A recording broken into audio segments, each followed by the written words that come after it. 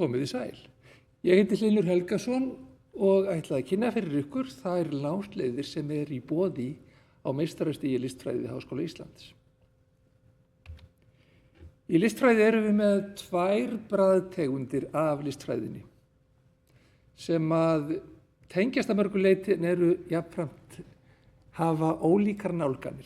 Í fyrsta lagi það hefðbundin listfræði, þar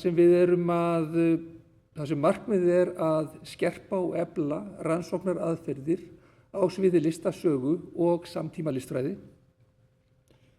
Þar eru möguleikarnir á því að einbeita sér að áherslum alþjóðamyndlistar, en auk þess sem að íslensk myndlist og listasaga alltaf til endurskoðunar og þar eru mörg verk óunnin, en það þarf að rannsaka bæði íslensku og alþjóðlega listasögu á öflugan hátt í framtíðinni.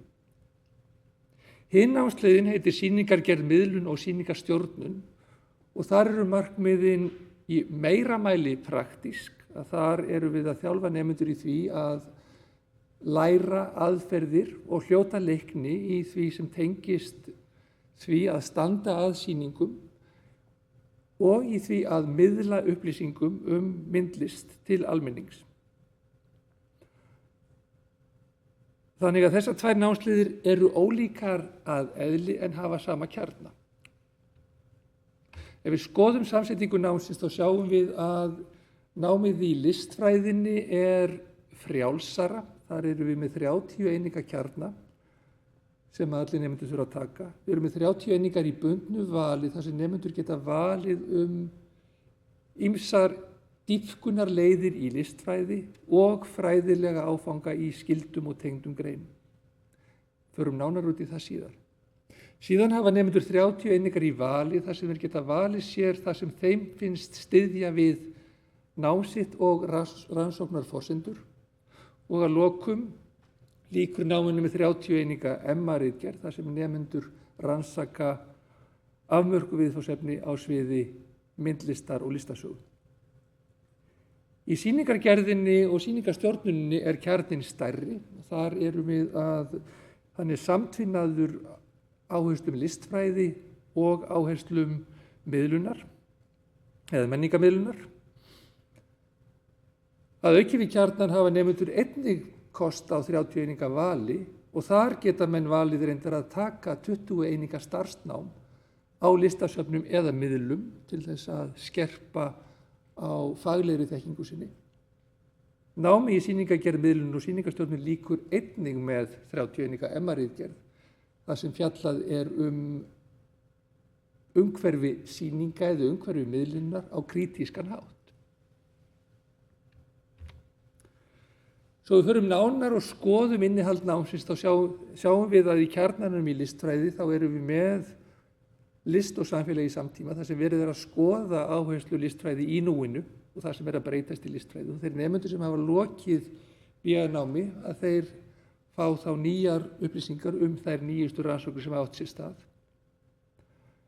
Síðan listgagnrýni og sýningarstjórn sem að kennd og þessi námskeið eru kennd á báðum sviðum og þar í raun og veru verið að skoða áherslur listgagnrýni og sýningarstjórn.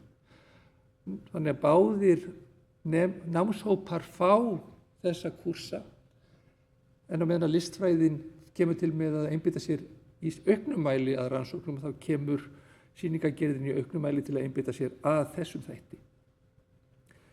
Síðan sjáum við að listfræðin einbeiti sér að það sérstakur kúrs sem fjallar undirbúningarritgerð, þar sem nemendur læra aðferðafræði við flóknari rannsóknir í listfræði. Dæmi bundið í listfræði geta verið kenningar í hugvísindum, geta verið ritstjórn í fræðileg skrif og kenningar í kynjafræðum, sem dæmi þá möguleika sem að listfræði nemendur geta tekið. Í sýningargerðinni sjáum við að þar ritstjórnin og fræðileg skrif skyldukúrs, auk þess sem þeir taka skyldukúrsa í miðlunarleiðum, miðlun og menningu og undirbúninga lokaverkefni á sama hátt og listfræðinemendurnir.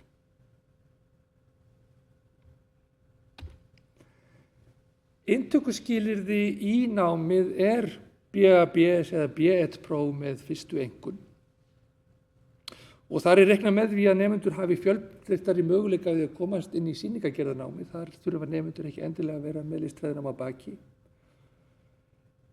Nemendur í skyldum greinum við listfræði, við getum hugsað okkur heimspeki, sagnfræði, bókmenntafræði, geta komið í MA-nám í listfræði, en þá þurfa þeir að bæta við sig grunngrein. Viðkomandi nemendur gætu farið beint inn í sýningarstjórnarnámið án þess að bæta við sig grunngrein. Inn í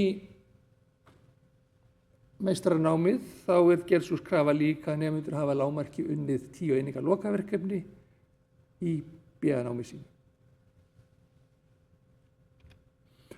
Ef við horfum nú til þess á hverju lokaverkefni byggir, þá byggir það í báðum tilfellum, í báðum námsbrautum á 30 eininga MA-ritgerð sem er sjálfstæð rannsókn, annars vegar á forsendum listasögu og listfræði og hins vegar í sýningagerð og miðlun þá yrði rannsóknin á forsendum krítískrar skoðunar og möguleikum sýningagerðar og miðlunar. Þannig að við erum með ólíkar bragðtegundir þar í náminu. Þegar að námi lýkur þá